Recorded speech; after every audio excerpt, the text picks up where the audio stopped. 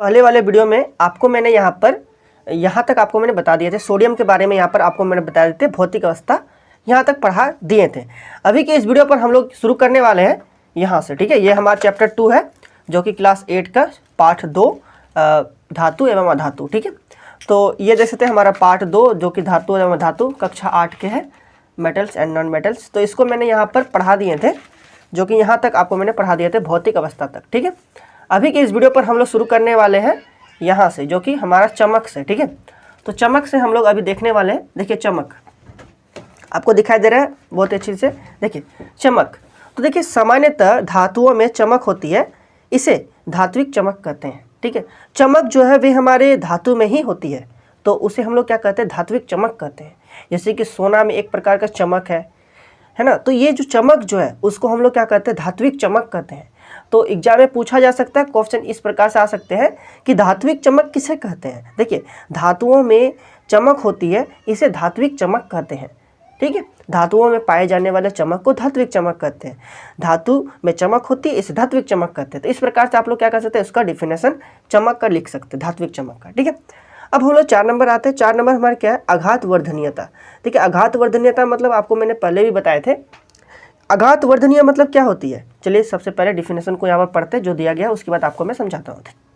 देखिए धातुएं आघात वर्धनीय होती है, अर्थात इन्हें ठोकने पीटने पर बिना टूटे ये पतली चादरों या पात्रों में परिवर्तित हो सकती है, जैसे कि सोना, चांदी, तांबा आदि। देखिए आघात वर्धनीय मतलब क्या होती है, आघात वर्धनीयता मतलब होती है कि इसको हम लोग क्या कर सकते हैं, आघात पहुंचा सकते हैं, और आघात पहुंचाने के बाद ये टूटेगा नहीं। जैसे कि इसको हम लोग ठोकेंगे या फिर पीटेंगे, तो ठोकने पीटने पर ये नहीं टूटता है, ठीक है, टूटता नहीं है, बल्कि ये क्या होता है कि पतली चादरों में से बदला जा सकता है। जैसे कि आपको मैंने एग्जाम्पल एक दिया था कि हम लोग एक गिलास है, ठीक है, उस गिलास को पीट पीट के हम लोग बर्तन भी बना सकते हैं, ठीक है। तो मतलब कि उसके आकार में हम लोग उसको पीट पीट के बदल सकते हैं, लेकिन ये टूटेगा नहीं। जैसे कि यहाँ पर आप लोग हथौड़ी देख सकते हैं, और इस हथौड़ी से यहाँ पर एक कील रखा गया है और इस कील को पीटा जा रहा है, तो क्या ये कील टूट रहा है क्या, नहीं, टूट नहीं रहा है। ये कील जो है अपना आकार को परिवर्तित कर रहा है, ठीक है, अपना आकार को परिवर्तित कर रहा है। ये जैसे कि इसको हम लोग बहुत पीट देना तो ये चादर बन जाएगा पूरा, है ना। तो इस प्रकार से इसे पीटा जा सकता है, आघात कर सकते हैं, चोट पहुंचा सकते हैं, ठोक सकते हैं, इसे पीट सकते हैं, लेकिन ये टूटने वाला नहीं है। तो उसी को हम लोग कहते हैं आघात वर्धनीयता। समझ सकते हैं आप लोग, ठीक है। जैसे कि ये यहाँ पर देखिए एल्युमिनियम का यहाँ पर एक पतली सी पतली चादर बनाया गया है, तो इसको किस प्रकार बनाया गया होगा, तो मशीनों में इसे मतलब कि इसे एल्युमिनियम को डाल करके तो इसे क्या कर दिया, पूरा पतला कर दिया गया है, ठीक है ना। तो इस प्रकार से उसे यहाँ पर पतली चादरों में से ठोक ठोक के बदला जा सकता है। तो आघात वर्धनीयता की डिफिनेशन क्या होती है, धातुएं आघात वर्धनीय होती है, अर्थात इन्हें ठोकने पीटने पर बिना टूटे ये पतली चादरों या पात्रों में परिवर्तित हो सकती है। इसे हम लोग क्या कहते हैं, आघात वर्धनीयता कहते हैं, ठीक है। तो इस प्रकार से इसका यहाँ पर डिफिनेशन भी हो गया। देखिए धातु में आघात वर्धनीयता, तो यहाँ पर आघात वर्धनीयता आपको मैंने समझा दी, ठीक है। अब हम लोग 5 नंबर देखते हैं। 5 नंबर हमारे क्या, तन्यता। तन्यता आपको मैंने बताए थे कि तन्यता मतलब क्या है। तन्यता मतलब क्या होता है कि उसके हम लोग खींच सकते हैं, ठीक है। जैसे कि यहाँ पर देखिए धातुएं लचीली होती है, और इसी कारण से धातुओं को पतले तारों में खींचा जा सकता है। चांदी, तांबा, सोना बहुत अधिक लचीली धातु है। देखिए धातु में एक हमारा गुण पाया जाता है, उसको हम लोग क्या कहते हैं, तन्यता का गुण। तन्यता का गुण मतलब क्या होता है कि किसी भी धातु को हम लोग लंबी खींच सकते हैं, ठीक है। जैसे कि यहाँ पर देखिए खींच करके ये हमारा तार बनाया गया है, तो ये हमारे ये जो गुण जो है वे हमारे क्या, तन्यता का गुण है। जैसे कि धातुएं लचीली होती है, इसी कारण से धातुओं को पतले तारों में खींचा जा सकता है। जैसे कि हमारा चांदी, तांबा, सोना, ये चांदी, तांबा और सोना जो है ये बहुत अधिक लचीली होती है, मतलब सभी धातु में ज़्यादा लचीली होती है, जिस कारण से इसका वायर जो है बनाना आसान है, ठीक है। इसीलिए यहाँ पर सोना और चांदी का जेवर बनाया जाता है, और देख सकते हैं जेवर जो है कितना महीन कारीगरी उसमें किया जाता है ना। तो उसे बहुत ही महीन कारीगरी किया जाता है, बहुत ही उसे पतले पतले खींचा जाता है, ठीक है। तो उसे हम लोग खींच करके लंबा बना सकते हैं, है ना। तो ये हमारे धातु का एक गुण है जो कि हमारे क्या कहलाता है, तन्यता कहलाता है। जैसे कि आप लोग घर में वायर देखे होंगे तो वह हमारा तांबा का होता है, कॉपर का वायर होता है, ठीक है, कॉपर का या फिर एल्युमिनियम का वायर होता है। तो इसे चूंकि एल्युमिनियम और कॉपर को ज़्यादा खींचा जा सकता है, ठीक है, तो यही हमारा तन्यता का गुण। तो तन्यता का डिफिनेशन क्या हो जाएगा, धातुएं लचीली होती है, इसी कारण से धातुओं को पतले तारों में खींचा जा सकता है। इसे हम लोग क्या कहते हैं, धातु का तन्यता का गुण कहते हैं, ठीक है। चलिए, तो इस प्रकार से आप लोग इसका डिफिनेशन लिख सकते हैं। जैसे कि यहाँ पर देखिए तांबा का तार, ये वाला हमारा तांबा का तार है। तांबा का तार, यहाँ पर तांबा तो देखिए तांबा का तार जैसा ये पिक्चर में हमें लग नहीं रहा है, ठीक है, थोड़ा वाइट दिख रहा है यहाँ पर, ठीक है ना। तो तांबा जो है कुछ हमारा लाल कलर के जैसा होते हैं, जैसे कि आपको मैंने बताए थे। तो यहाँ पर ये वाला यहाँ पर बताया गया तांबा का तार, ऐसा तांबा का तार जैसे यहाँ पर पिक्चर में लग नहीं रहा है हमको, है ना। तो एल्युमिनियम का तार जैसा यहाँ पर लग रहा है, चूँकि ये पूरा वाइट दिख रहा है हमें, ठीक है। तो ये मान लीजिए ये तांबा का तार है, ठीक है। इस प्रकार से आप लोग देख सकते हैं यहाँ पर। अब हम लोग 6 नंबर देखते हैं। 6 नंबर देख सकते हैं हमारा क्या है, देखिए 6 नंबर हमारे क्या है, ध्वन्यात्मकता। यानी कि धातु जो है वे हमारे क्या होती है, ध्वन्यात्मकता भी होती है। यानी कि धातु में देखिए ध्वन्यात्मकता मतलब क्या होती है, ध्वन्यात्मकता मतलब आपको मैं समझाता हूँ। जैसे कि उसको पीटने पर ना वह ध्वनि उत्पन्न करता है, एक मधुर ध्वनि को उत्पन्न करता है, उसे हम लोग क्या कहते हैं, ध्वन्यात्मकता कहते हैं। जैसे देखिए यहाँ पर धातुएं ध्वन्यात्मक होती है, इन्हें किसी चीज़ से चोट मारने या बजाने पर ये मधुर गूंजने वाली ध्वनि उत्पन्न करती है, गूंजने वाली ध्वनि उत्पन्न करती है। अब विद्यालय में बजने वाले तांबे की घंटी का उपयोग करते हैं, ये इसी गुण के कारण गूंजती है। देखिए किस गुण के कारण गूंजती है, ये वाला ध्वन्यात्मकता के गुण के कारण गूंजती है। क्योंकि आपको पता है, अभी हमने बताया, अभी पढ़ के आपको मैंने बताया कि जो हमारे धातु जो होते हैं ना, उसको पीटने पर एक आवाज़ निकलता है, ठीक है, मधुर गूंजने लगता है। आखिर ऐसा क्यों होता है? देखिए ऐसा क्यों होता है आपको मैं समझाता हूँ। इससे आप लोग ऊंचे क्लास में आप लोग पढ़ने वाले हैं। इसे देखिए जो हमारे जो लोहा के जो धातु जो होते हैं, मतलब धातु जो होता है, जैसे कि लोहा हो गया, तांबा हो गया, तो ये सब हमारा धातु है। तो इन सभी धातु को आपने पीट करके देखा होगा। तो जब आप लोग पीटेंगे ना तो ये वाइब्रेट करने लगेगा, ठीक है। जैसे कि आप लोग ये घंटी को जैसे यहाँ पर पकड़ा गया है और यहाँ पर जैसे तो यह तार बांधा गया और इसको हम लोग एक हाथ से पकड़ते हैं, है ना, और एक हाथ से फिर यहाँ पर इसको पीटते हैं, है ना, मतलब कि इसको हम लोग बजाते हैं। तो देखिए इसको जब बजाने के, इसको जैसे यहाँ पर टच करते ठोकते हैं इसमें हम लोग, तो ये क्या करता है, एक घंटी जो कंपन करने लगता है और इसी कंपन के दौरान यहाँ पर ध्वनि उत्पन्न होती है, ठीक है। तो धातु में ध्वनि किस प्रकार उत्पन्न होती है, तो कंपन के कारण ध्वनि उत्पन्न होती है। तो ये आप लोग याद रखिएगा, यहाँ पर ऐसे ये चीज़ लिखा नहीं गया है, लेकिन आपको याद रखना है, ठीक है। यानी कि कंपन मतलब क्या, वाइब्रेट करता है, ठीक है। ऐसे करिए, जैसे आप लोग इस घंटी को आप लोग यहाँ पकड़ के रखिए, ठीक है। अब यहीं पर आप लोग पकड़िए, ठीक है, ये तार के माध्यम से नहीं, आप लोग यहीं पर पकड़िए। तो घंटी को पीटेंगे, ठीक है, तो इससे आवाज़ नहीं निकलेगा, है ना। आवाज़ मतलब ये गूंजने वाला आवाज़ नहीं निकलेगा, ठीक है, बस ठक करके आवाज़ सुनाएगा, ठीक है, कुछ इस प्रकार से आवाज़ निकलेगा हमारा। लेकिन जो घंटी वाला जो आवाज़ होना चाहिए वो ये नहीं निकलेगा। जैसे कि आप लोग साइकिल की घंटी देख सकते हैं, तो साइकिल की घंटी यहाँ पर जैसे आप लोग बजाते हैं, ठीक है, और तो वो किस प्रकार का ध्वनि उत्पन्न करता है। और जैसे आप लोग एक हाथ से घंटी को पकड़ के भी रखिएगा और दूसरे हाथ से बजाइएगा, तो वो क्या होगा, हमारा घंटी जो है पूरा कंपन करते हुए ध्वनि उत्पन्न नहीं करेगा। मतलब एक मधुर ध्वनि जो होना चाहिए ना, वो एक घंटी का आपको नहीं सुनाई मिलेगा, टर सुनाई मिलेगा, क्योंकि आप लोग एक हाथ से उसे पकड़े हुए हैं, है ना। तो इस प्रकार से वे हमारे क्या होती है, ध्वन्यात्मकता, जितने भी धातु जो है वे हमारी क्या होती है, ध्वन्यात्मकता होती है। तो आप लोग समझ चुके हैं। तो ध्वन्यात्मकता का आप लोग डिफिनेशन क्या लिख सकते हैं कि यानी कि जब किसी धातु को पीटा जाता है तो पीटने पर ये मधुर गूंजने लगती है, इसे हम लोग क्या कहते हैं, ध्वन्यात्मकता कहते हैं। तो आप लोग इसका डिफिनेशन इस प्रकार से लिख सकते हैं, ठीक है। अब हम लोग 7 नंबर पॉइंट देखते हैं। देखिए 7 नंबर हमारा क्या है, उष्मा की चालकता। यानी कि जितने भी धातु जो होते हैं वे हमारी क्या होती है, उष्मा की चालकता होती है। यानी कि इससे उष्मा जो है वे ट्रांसफर कर सकते हैं, ठीक है। उष्मा के ये सुचालक होते हैं। देखिए धातुएं उष्मा की अच्छी सुचालक होती है, इसी गुण के कारण इसका उपयोग खाना बनाने के बर्तन, तापन तत्व आदि के रूप में किया जाता है। धातु जो होती है वो क्या होती है, उष्मा की चालकता होती है, ठीक है। यानी कि इससे जो उष्मा जो है वे चालन कर सकते हैं, उष्मा की सुचालकता होती है, उष्मा के सुचालक होते हैं। इस प्रकार से आप लोग समझिए। देखिए धातु जो होते हैं वे हमारे क्या होते हैं, उष्मा की सुचालक होती है। देखिए सुचालक मतलब क्या है, इससे जो है वे उष्मा जो है प्रवाहित हो सकती है, ठीक है। जैसे कि आप लोग देख सकते हैं, ये उष्मा की सुचालकता के कारण ही इसमें हमारे क्या खाना पक रहा है, ठीक है। जैसे कि तावा देख सकते हैं, ये तावा से हमारा रोटी पक रहा है, और यहाँ पर एक बर्तन देख सकते हैं, इस बर्तन में हमारा सब्जी जो है बनाए जा रहे हैं, ठीक है, तरकारी बन रहा है यहाँ पर, ठीक है। तो इस प्रकार से आप लोग देख सकते हो ये क्या किस लिए बन रहा है, क्योंकि ये हमारे जो है ये दोनों पात्र जो है ये हमारे धातु के बने हुए हैं। धातु के बने होने के कारण इससे आसानी से खाना पकाया जाता है, ठीक है ना। तो धातु उष्मा की चालकता भी होती है, ठीक है। तो इस प्रकार से आप लोग एक यहाँ पर पॉइंट भी सीख गए, धातु की चालकता। तो धातुएं उष्मा की अच्छी सुचालक होती है, इसी गुण के कारण इसका उपयोग खाना बनाने के बर्तन, तापन तत्व यानी कि कुछ तापन तत्व मतलब क्या होते हैं कि इसे हम लोग क्या करते हैं, कुछ चीज़ गर्म करने के लिए किया जाता है, ठीक है, आदि के रूप में किया जाता है। तो ये हमारे क्या हो गया, ऊष्मा की चालकता। अब हम लोग 8 नंबर पॉइंट में आते हैं। 8 नंबर पॉइंट हमारा क्या है, विद्युत की सुचालकता। विद्युत की सुचालकता मतलब क्या होती है, चलिए हम लोग देखते हैं। यानी कि धातु से हमारा करंट पास होता है ना, तो इसी को हम लोग क्या कहते हैं, विद्युत की सुचालकता कहते हैं। देखिए करंट मतलब क्या होता है, इलेक्ट्रिसिटी, है ना। चलिए हम लोग पढ़ेंगे, यानी कि धारा जिसे हम लोग कहते हैं, ठीक है। देखिए हम लोग पढ़ेंगे, धातुएं विद्युत की अच्छी चालक होती है। यही कारण है कि बिजली के तारे तांबे जैसे धातुओं से बनाई जाती है। कुछ धातु दूसरे धातु की तुलना में विद्युत को बहुत आसानी से प्रवाहित करते हैं, जैसे कि हमारा चांदी जो है हमारे क्या है, विद्युत की अच्छा चालकता है। चांदी जो विद्युत की क्या है, सबसे अच्छा चालकता जो है वह चांदी है।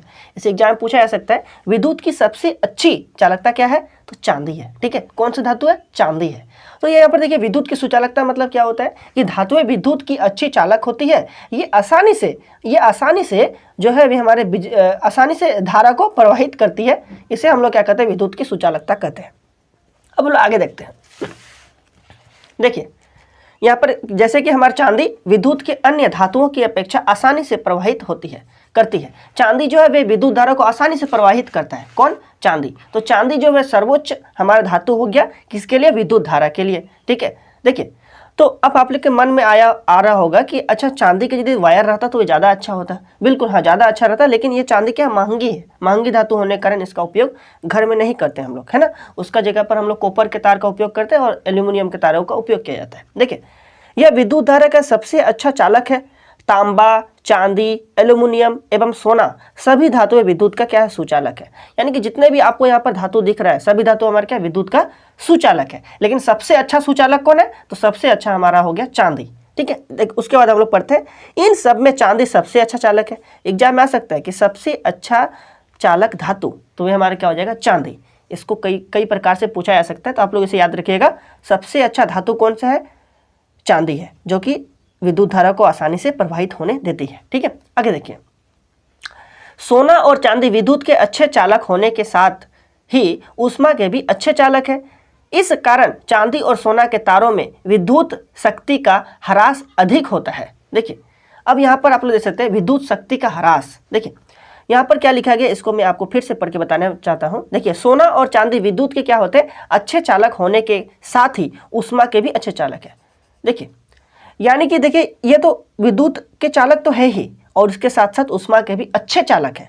उसके बाद देख सकते हैं इस कारण जो है वे चांदी और सोने के तारों में विद्युत शक्ति का ह्रास जो है वे हमारा क्या होता है, अधिक होता है। विद्युत शक्ति का ह्रास अधिक होता है, जिस कारण से उसमें जो है वे हमारी धारा जो है आसानी से प्रवाहित होती है।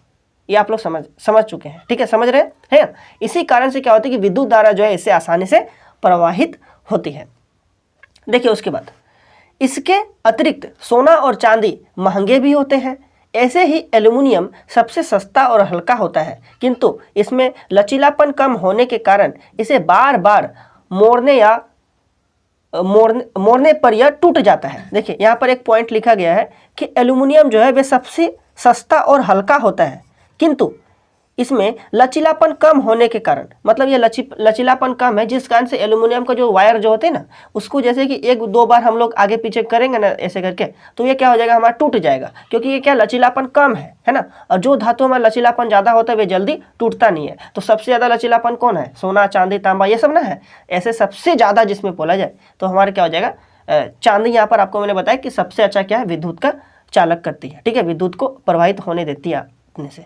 इसीलिए चांदी, सोना एवं एल्यूमिनियम की अपेक्षा तांबे को विद्युत तार बनाने के लिए किया जाता है। देखिए तांबा क्यों यूज करते हैं, क्योंकि तांबा जो है हमारा सोना चांदी से तो सस्ता है, ठीक है, चांदी से तो बहुत सस्ता है, ठीक है ना। तो तांबा का हम लोग उपयोग करते हैं।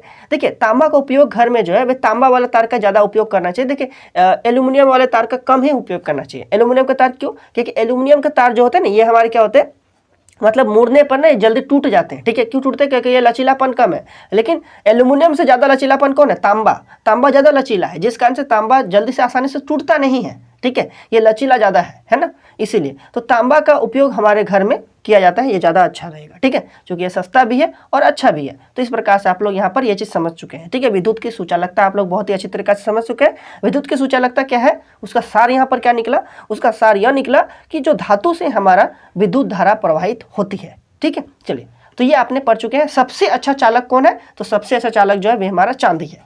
अब यहाँ पर देख सकते हैं क्रियाकलाप 1।